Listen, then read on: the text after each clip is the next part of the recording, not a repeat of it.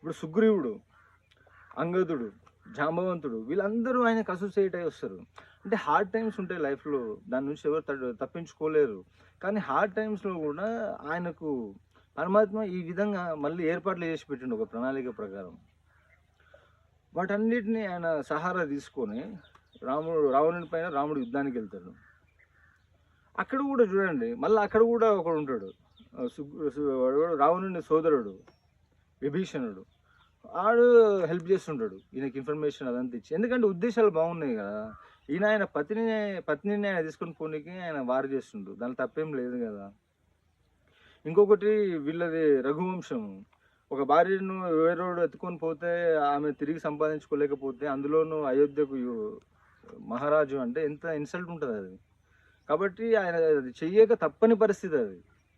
వేరే వేరే వస్తువులు అంటే ఆయన ఏదో వదిలేస్తుండేనేమో, కానీ ఆయన యొక్క అభిమానాన్ని వాడు తీసుకెళ్ళినప్పుడు, ఇంకొకటి వాడు ఈయన దగ్గరనే కాదు, కంటిన్యూషన్ అవే మిస్టేక్స్ కమిట్ అవుతున్నాడు. కాబట్టి మన టెర్మినేషన్, వాని యొక్క అంతం అనేది తప్పదు అనేది అక్కడ ఆల్రెడీ అది డెస్టినీ, అది ఆల్రెడీ డిసైడ్ అయిపోయింది. అది అక్కడ జస్ట్ యాక్షన్ ఒకటే జరగాల్సిందే, అది జరిగింది. ఇంకా రామరావణ యుద్ధంలో ఆ 7 days వార్ ఏదైతే జరిగిందో అది చాలా ట్రెమెండస్గా, చాలా ఫెరోషియస్గా జరుగుతుంది అది.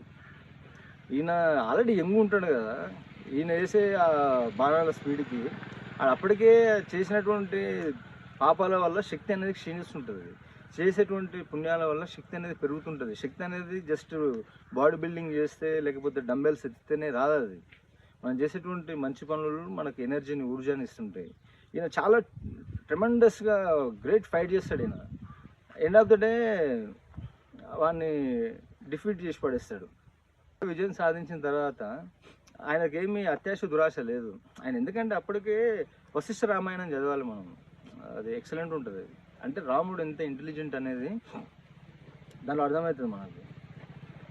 ఆయన జస్ట్ మహారాజే కాదు, ఆయన వెరీ ఇంటెలిజెంట్ పర్సన్ ఉంటుంది. లంక పైన విజయం సాధించిన తర్వాత వాంది నాకిందకి అని చెప్పి మళ్ళీ వాని తమ్ముని కింగ్ చేసేసి వానికి వదిలేస్తాడు దాన్ని. తర్వాత రావణుడిని నేను చంపిన వాడు ఆల్రెడీ వాడు కూడా ఒక స్పిరిచువల్ పాత్రలోనే ఉన్నాడు కదా. వాడిని బ్రహ్మ అంటారు, రావణ బ్రహ్మ అంటారు.